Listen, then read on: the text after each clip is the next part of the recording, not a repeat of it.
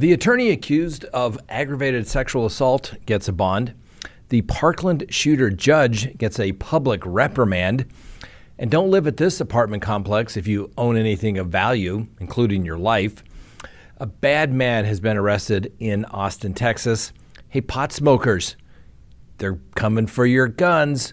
And then finally, our dumb criminal of the day. Let's talk about it.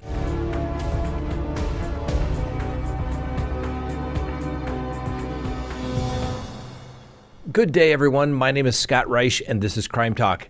You know the drill. Subscribe if you haven't, like if you do, leave me a comment and hit that little bell. And remember, you can listen to us anytime on any of your favorite podcasting apps. Now, I want you to take a look at this. I want to read you a comment about CrimeTalkSearch.com. All right, this is from a subscriber. We've blocked out her handle, so to speak.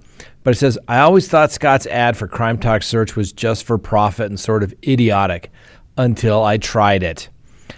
I was hiring someone online the night before I decided to spend the $28 plus $4 for a report. Other than it taking a ridiculous amount of time with seemingly silly pop-ups, sort of clickbait warnings, turned out he had a criminal record that was a bit scary. Then somebody else responded, it completely works and is worth every penny. I agree. So don't take it from me. Take it from your fellow subscribers. Go to CrimeTalkSearch.com. Sign up for that background subscription today. You never know what you're going to find. You'll probably spend more money getting a cup of coffee and a muffin at the local Starbucks for what this costs, and it could potentially save your life, your business, your career. You got to know with whom you are dealing. CrimeTalkSearch.com. First on the docket, that attorney got himself in some trouble. Well, he wasn't an attorney when he got himself in trouble, but I guess he was probably an aspiring attorney. So this guy, Matthew Nilo, pled not guilty to 3 counts of aggravated rape, 2 counts of kidnapping, 1 count of assault with the intent to rape, and 1 count of indecent assault and battery. His bail has been set at $500,000.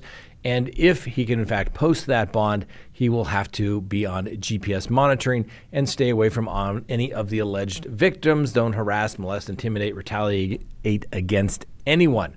So it is alleged at the time of the alleged rapes that the Boston Police Department issued a warning that a man was attacking women after offering them a ride home.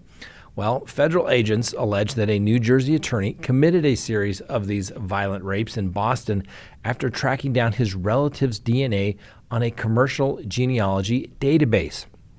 So Matthew Nilo, he's now 35, and he was arrested last week on suspicion of these sexual assaults. And there's also a couple going back to 2007 and 2008. Police took samples from 3 of the women that were, in fact, raped on the Terminal Street in Boston at the time of the incident, and they possessed the glove of a 4th victim who said that she poked her assailant in the eye while wearing the glove. All 3 DNA samples matched the same profile, leading officers obviously to believe that it was the same man committing these assaults. And then the FBI confirmed 15 years later that the DNA belonged to Nilo, after comparing these samples to one from a glass that he drank out from a corporate event. But there were multiple hurdles they had to first figure out. The investigation initially stalled because the DNA obtained from each of the women failed to flag any potential matches on the federal CODIS system. That's everybody that has their DNA sample collected when they get convicted or arrested. It goes into that system. And since he'd never been arrested, he wasn't in the system. But the officers kept the case open, and using the Sexual Assault Kit Initiative, which is a federal program designed to help process a backlog of untested rape kits, the investigation was basically able to take off. So the Boston Police Department doesn't have a backlog of rape kits, but has instead used the initiative $2.5 million federal grant to re-examine unsolved cases that present the greatest threat to the public safety. So the police request the DNA be cross-referenced by the FBI using the forensic investigative genetic genealogy. They did this last year. Boston Police Department detectives submitted the DNA samples obtained from the 3 women to GED Match and Family Tree DNA. two of the only genealogical websites which allow law enforcement access to their databases. And because the databases are quite small, the FBI could only search about 2 million people, meaning they had to either, get lucky, really what it boils down to. So now consumers using these sites must consent before their information is shared with law enforcement, and they use the sites to trace their ancestry to locate other relatives. Well, GED Match and Family Tree DNA then provided a list of relatives and the percentage of DNA they share with the samples submitted by the police, which led them to NILO back in April of this year. The commercial genealogy companies can search for up to 1 million DNA markers using single nucleotide polymorphous, which not STR DNA, creating a much wider pool of relatives to sift through. Historically, law enforcement had to rely on federal and local DNA databases, which contain the profiles of people that have been previously arrested, like we talked about. But if a suspect hadn't been apprehended, then their DNA wouldn't be in that CODA system and obviously wouldn't be identified. So once a suspect is identified through the genealogy companies, who provide names and how strong the match actually might be, police then attempt to take a DNA sample to confirm a direct match. This often takes place surreptitiously, with, in this case, officers tracking down Mr. Nino in New York for at least a month when he was identified as a suspect back in April. Court records reveal that the FBI was able to obtain various utensils and drinking glasses that they actually observed Mr. Milo use, and they then collected those items. And this one was a corporate event. The agents obtained a DNA profile from one of the glasses that matched the profile of the 3 rapes on Terminal Street, and after obtaining a match from the glass, they tested a sample found on the glove of the fourth woman and determined that the profile was 314 times more likely to belong to Nilo than to any other male in the population. So, obviously, we give Mr. Nilo the presumption of innocence, but what are the odds that his DNA just happened to be in these 3 ladies and on this lady's glove who fought off the attack by sticking him in the eye, and they still had his glove? I mean, I understand things happen, but he's got a tough road to hoe. Whoever his attorney is going to be, good luck on that one. It's going to be a tough one, no doubt. Next, the Parkland judge gets her public censure. Reprimand. That's a fancy word. So the Parkland Shooter Judge has been issued a public reprimand, and that is for the Broward County, Florida judge who presided over the penalty phase and sentencing at the Parkland Shooter trial. And the disciplinary board says that it is in the interest of justice that the panel concluded after reviewing videos and transcripts of the jurors' courtroom's outburst and roundly condemned hug of the prosecutors. So Judge Schur was criticized far and wide for hugging prosecutors after Nicholas Cruz was sentenced to life without parole for murdering 15 students, a teacher, and a coach, and wounding many more at the Marjorie Stoneman Douglas High School on February 14th of 2018, back on Valentine's Day. Both the hug of the prosecution and, at times, intemperate conduct towards the defense while on the bench, such as wrongfully accusing a defense lawyer of threatening her family, warrants a public scolding. Now, the investigative panel of the Florida Judicial Qualifications Commission recommended in a report containing a findings of fact. The disciplinary proceeding against the Honorable Elizabeth Schur found probable cause that Judge Schur violated canons 1, 2A, 3B, 3B, paragraph 4, 5, and 9 of the Code of Judicial Conduct. Generally, those are violations of rules that state a judge shall uphold the integrity and independence of the judiciary. A judge shall avoid impropriety and the appearance of impropriety in all of the judge's activities. And a judge shall perform the duties of judicial officers impartially and diligently. And they determined that Judge Schur violated these rules in 4 ways. You chastise defense counsel for the time and manner with which the counsel announced the conclusion of the defense mitigation presentation. Then Secondly, Cruz's defense lawyer raised arguments attempting to curtail vitriolic comments directed at them during sentencing by family members, but the judge failed to take the action to stop the comments or enforce the prosecution's obligation under Section 921.143 of the Florida statutes. Now, Schur dressed down a defense lawyer and shamed him despite wrongfully claiming that he had threatened her children. And then after sentencing, Schur hugged prosecutors on the case who worked in the office where she used to prosecute cases, and she was still wearing her judicial robe. Wrong. No. Can't do it. Now, I remember when this happened, and everyone says, oh, she's just a judge. She's doing great, blah, blah. I thought she was a terrible judge. She is not a good judge. And she resigned. If you want to be an advocate, don't become a judge. Go sit on the prosecution side of the table. She was not a good judge. I get it. It was a tough case, emotional case.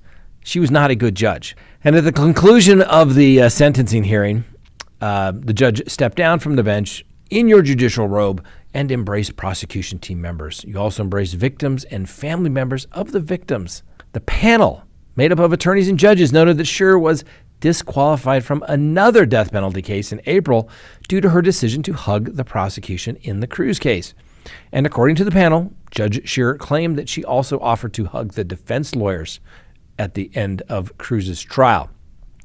Now, Judge Schur admitted in a stipulation that she violated each of the aforementioned judicial conduct rules. She admitted it was wrong. Judges are supposed to call balls and strikes. They may get paid by the state, but that doesn't matter. They have to simply call balls and strikes. And if you can't be an umpire, you want to be a coach, you want to be an advocate, then go join one of the sides. But you can't be a judge. So although I'm sure she's a lovely lady, doesn't mean you make a good judge. Bottom line. So like I said, Schur didn't contest the panel's recommendations, and she accepted and agrees to a public reprimand. Now, as recently as May, Judge Schur said that she was resigning from the bench to pursue an interesting new career opportunity. The Florida Judicial Qualifications Commission specified that Schur's resignation was not a condition of her agreement to a public reprimand, and the commission is mindful that Cruz's proceedings were highly emotional and contentious. The prosecution sought to put defendant Cruz to death for his crimes, which took the lives of 17 people. I get it. It's emotional. It's a death penalty case.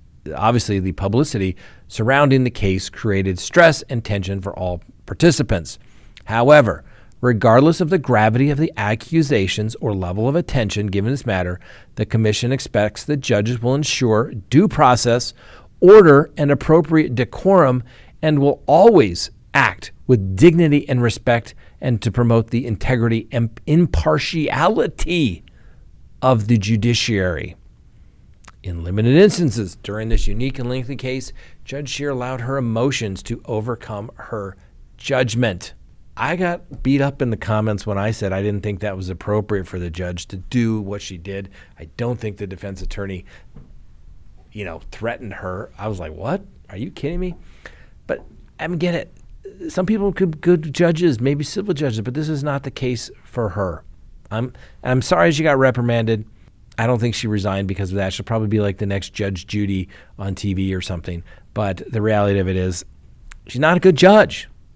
Just saying.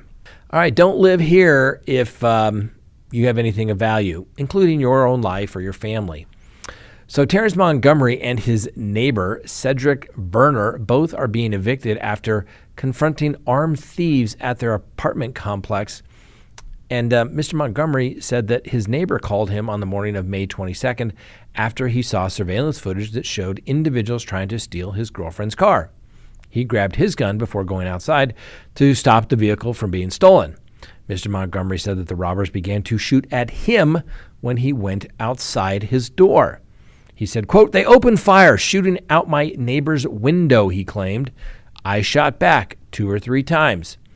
Verner said bullets blasted through his apartment and almost killed his kids by inches while they were lying in bed asleep. He also grabbed his gun and shot back. Well, Mr. Montgomery said that following the confrontation with the alleged car thieves, he received a letter from the Avery Park leasing company saying that, guess what? After we received a letter in the mail saying you have got 3 days to vacate the premises. That's right. So neither man has been charged with a crime. Appears as though the people stealing cars and robbing people have not been caught. The leasing company is still pushing to evict them from their apartment. Now, the company said that Mr. Werner and Montgomery were a nuisance and threatened other residents' safety. Not to mention the guy shooting at them when they came out of their apartment. And Mr. Werner said someone from the management company told him that he can't stop anyone from coming on the premises and trying to steal anything. Wow. Let me know what you think about this. I mean, you're defending your family, your property. He doesn't shoot until they shoot at him, and then he's getting evicted. That seems like a stretch to me. Hey, it's their apartment complex. Maybe the apartment complex could be sued for failing to provide appropriate security at this particular location, given the rampant crime that is taking place. Yeah, just saying, ladies and gentlemen, at the end of the day, you are on your own. You are on your own. You have to take care of yourself. You have to be able to protect yourself. You're on your own. The police aren't there. The property owners don't want anybody doing anything to protect themselves. Just like, Lululemon saying we're going to fire people for calling the police or trying to stop somebody from taking their stuff. Well, then why not just open up the whole store for everybody? Tell that to your shareholders too, I guess. Unbelievable. I know, I'm not saying it, but I'm just saying back in the old days out here in the wild, wild west, you didn't mess with another man or woman's property. You stole their horse, you stole their cow. That was a hanging capital offense, ladies and gentlemen. Now everybody just looks at it as stuff. I get it. Let it go. It's stuff. But at the end of the day, it's your stuff. You worked hard for it, and you should be able to protect it. Next, a bad man has been arrested in Texas. So Texas police and the United States Marshals have arrested Raul Meza Jr. in connection with the murder of a former probation officer, Jesse Frega, who had given Meza a place to stay for years, and of Gloria Lofton, who was found dead in her home back in 2019. Now, Mr. Meza is a convicted child killer who has bounced in and out of prisons for decades. How often have we said that past performance is indicative of future results? Just saying. Anyway, on May 20th, he allegedly strangled Frega with a belt, stabbed him, and then, severed his spine, obviously prompting a manhunt that ended with the suspect calling police and turning himself in. He said, quote, "I think you are looking for me," when he called the police on May 24th, according to the marshals. Now, the Austin police stated that they were looking at Meza in connection with other slayings in the city. Separately, they have stated that those deaths are not linked to a series of drownings at the Lady Bird Lake near Rainey Street. The police said, "We have between 8 and 10 cases that kind of fit these similar circumstances, and that they're looking at them. But that could obviously grow. So more cases."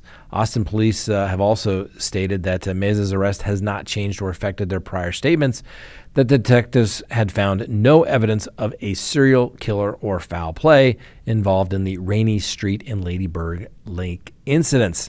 However, the interim city manager, a guy by the name of Bruce Mills, he was the lead detective on Mr. Meza's 1982 murder conviction for the killing of a woman by the name of Kendra Page. He described Mr. Meza as a serial killer during a news briefing. Now, Meza only served 11 years of a 30-year sentence for Page's 1982 death, and obviously the city manager believes that justice was not served. Meza should not have been released from prison. This was a travesty of justice. Now, Meza shot and wounded a man during a robbery back in 1975 when he was just 15 years old, and then raped and killed an 8-year-old girl after he got out of prison in early 1980, still a few years before his 21st birthday. His victims have been both male and female. Meza's alleged murder of Frega would fit the bill of a comfort killer, those who are motivated by profit, drugs, money, or possessions. And after the 80-year-old's murder, Mr. Meza allegedly stole his truck. What a guy, after he severed his spine. Nice guy. Anyway, Meza was recently staying in a motel off of Highway 35 and surrendered in order to basically turn himself in. And, he's probably institutionalized. Where else is he going to stay? He just murdered the guy that was giving him room and board. Let's go back to prison. 3 hots and a cot. He knows where the easy life is. Anyway, details around the additional 8 to 10 investigations involving Mr. Meza, a little unclear, but detectives said that they were going to hold a briefing on that, and that the murders of Lofton and Frege share at least the same characteristics with several unsolved deaths. They also said they linked Meza's DNA, which is documented in federal databases, to Lofton's murder, prompting questions about the initial investigation and prompting the city's police chief to order a review. Now, the Ladybird Lake deaths have involved men around 30 who had been drinking on Rainy Street and were later found dead in the water. However, police have said that they don't suspect any foul play in any of those cases. Although these cases are still under investigation and evidence is being analyzed at this time, there is no evidence in any of these cases to support allegations of foul play. That's according to the Austin Police Department. While each incident has occurred at the lake, the circumstances, exact locations, and demographics surrounding these cases, okay, bad man arrested, probably shouldn't have been out of prison. Just something to think about here. Just something to think about. Just saying. Truth in sentencing. Okay, most cases in most states, you serve a sentence unless it is a violent crime, you're going to be eligible at 50%, sometimes earlier. I'm seeing cases now where somebody gets a 10-year sentence and they're out in 2.5 years. Now, it's more than likely a drug offense, but that just goes to show you the prisons are full and the numbers don't mean anything. It's like inflation. It just keeps going up, and they keep saying we got bigger sentences, and everybody knows that no one's going to serve a lengthy. Let me know what you think. Are we getting soft on crime? Has it been soft on crime too much? Do we need to go back to hard on crime? Maybe just some common sense? Like if you commit rape, murder, violent crimes, you need to go to prison until you're too old to get out and harm anybody else. Just a thought. Let me know what you think. Next, pot smokers, they're coming for your guns. Remember that mom who had a 6-year-old and went to school and shot the teacher? Yeah. She now has federal gun charges. So Deja Taylor, the Virginia mom of that 6-year-old boy accused of shooting his elementary school teacher back in January, is facing federal drug and gun charges. An information filed Monday says that Taylor bought a firearm from a gun shop in Grafton, Virginia, back in July of 2022, while she, knowing that she was an unlawful user of controlled substances. The document says that Ms. Taylor made a false written statement when filling out paperwork for a gun purchase at Winfrey Firearms. Taylor indicated she was not an unlawful user or are addicted to marijuana or any depressant, stimulant, narcotic, drug, or any other controlled substance, when in fact she knew she was an unlawful user of marijuana. Marijuana is legal in Virginia, but federal law requires prospective gun owners to disclose whether they use federally illegal substances like marijuana. Taylor's attorney, a guy by the name of Mr. Ellison, says that Ms. Taylor planned to enter pleas of guilty to the charge, and they're proceeding by information, which saves the government to have to go and get an indictment. There is also a state case pending, but you want to get the federal case done so that you can keep those criminal history points down low on the federal sentencing guidelines. So once they get the federal stuff done and sentenced, then she'll deal with her state case. And like I said, Taylor's 6-year-old shot and wounded a teacher, a woman by the name of Abigail Zerner, back in Newport News on January 6th. Taylor was charged in April with felony neglect and reckless storage of a firearm. A trial was set for August 15th, but like I said, her attorney says that they're going to reach a plea agreement. Felony neglect charge is punishable by up to 5 years in prison. The misdemeanor charge of recklessly storing a firearm is punishable by up to 1 year in jail. And obviously the young boy will not be prosecuted, although he probably needs some help of some type. Hopefully he's going to get it. And finally, our dumb criminal of the day. How many times have we said, don't live stream the crime scene. Don't put illegal stuff up on the internet. You will be arrested. Yes. Please meet Jacob Percival. He jumped over the fence unlawfully and entered the enclosure while another subject filmed an event in the alligator habitat at Busch Gardens. Now, he originally jumped into the alligator habitat to film a video. And guess what? Where was that video put? That's right, on social media. And then the investigators tracked him down and arrested him. They had a warrant for probable cause that issued for his arrest. He was charged with burglary, theft of services, and trespass. So apparently not only is he not very smart to go get in with the alligators, he also doesn't have any money. And he's even dumber for putting it up on the internet.